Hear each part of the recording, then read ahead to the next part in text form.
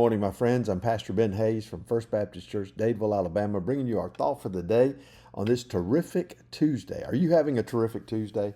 I know I am, and I hope that you have a great day today. I'm praying for you, and all I ask is that you pray for me in return. Would you do that? Right now, turn with me to Hebrews chapter 11 in this wonderful passage that deals with faith. And remember what Paul told us. Faith is the substance of things hoped for, the evidence of things not seen. He tells us that it is by faith that the elders were obtained a good testimony. My mind went blank there for a minute.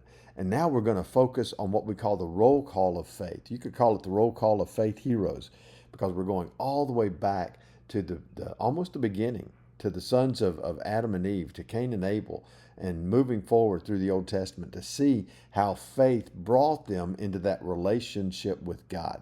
That it is by faith that all of us come into the presence of God, and only by faith. Now, their faith was in God. Our faith is in God too, but through Jesus Christ, his Son. Now, pick up with me at verse 4. Paul writes, "By faith, Abel offered to God a more excellent sacrifice than Cain, through which he obtained witness that he was righteous, God testifying of his gifts, and through it, he being dead still speaks." Now, this is a tough verse. I'm just going to tell you.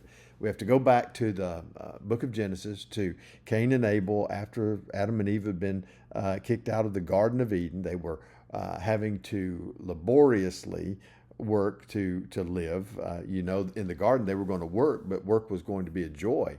Now they had to fight the land in order to grow crops, and it was hard work living. And of course, at that point, they were still worshiping God. Obviously, Adam and Eve had taught Cain and Abel to offer sacrifices.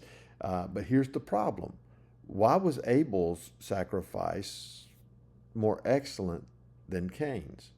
Why did God receive Abel's sacrifice but not Cain's sacrifice? And I think that the idea here, the picture for us, is that motivations matter, attitudes matter, hearts matter.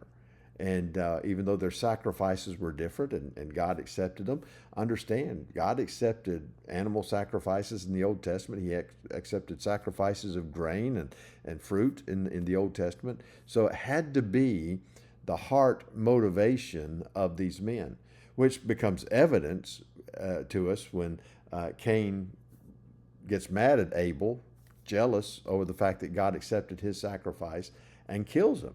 Well, look what it says.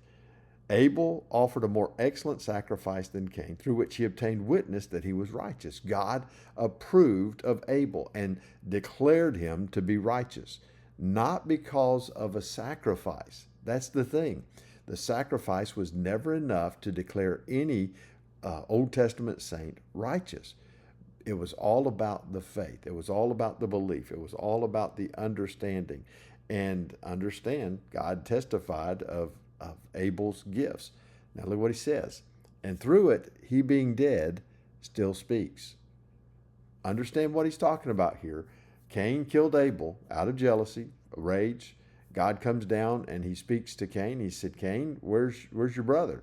He says, "Am I my brother's keeper?" And the answer to that question is yes.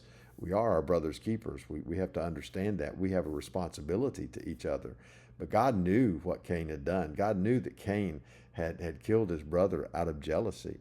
And through this, we see Abel's testimony going forward because he was faithful to God. He was motivated in the right way to do the right things, to give to God not only his offering, but his heart and his life.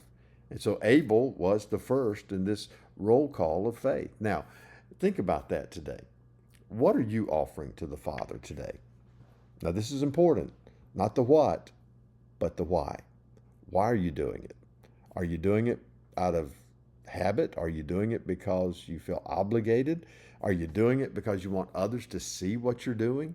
What are you offering to the Father today in your time, your talent, your money, whatever it is, your service? What are you offering to him today? If it's for the wrong reasons, understand it's not acceptable to God. Motivations matter. If you're offering it because you love him and because you want to serve him, that's what he accepts. Think about that today. Be blessed, and I'll see you back here tomorrow.